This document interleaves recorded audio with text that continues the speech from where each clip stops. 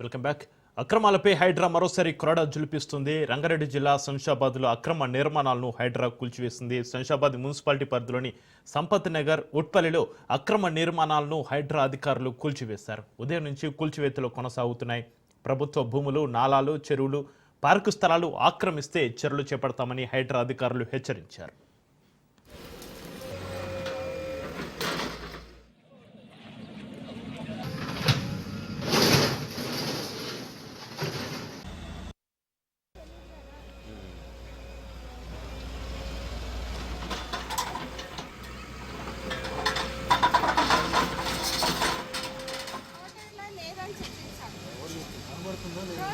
Sir అది 25 road అని చెప్పి డాక్యుమెంట్ లో ఉంది కాబట్టి కదా డాక్యుమెంట్ నా దగ్గర అన్ని సిటీలో ఉంది.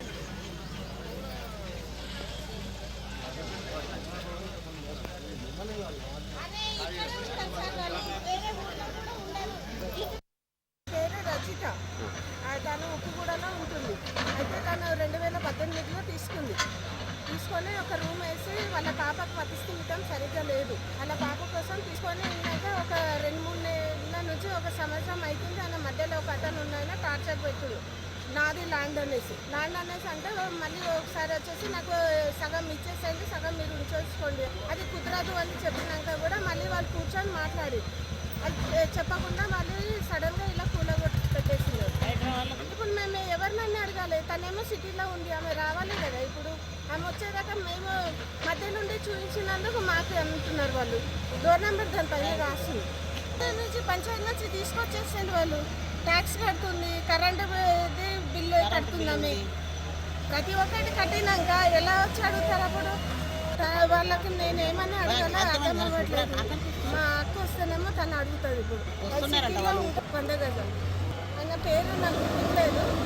పేరు हमारे हैंडीकैप बच्चे हैं, मेंटली हैंडीकैप है उन्होंने, अब उसके लिए बोल के महीने के 4,000 रुपए डाल के हम लिए सर ये।